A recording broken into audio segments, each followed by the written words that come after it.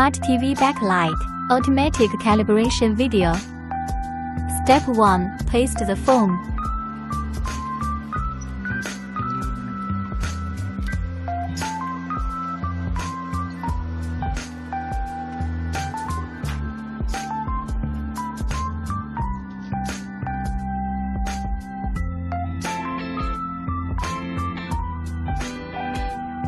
Tips: make sure the surrounding environment is bright, the TV is off and no other red objects around. Step 2. Select TV size and strip light direction.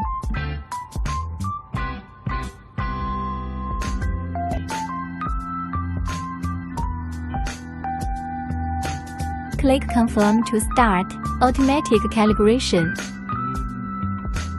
After setting, the green light will flash.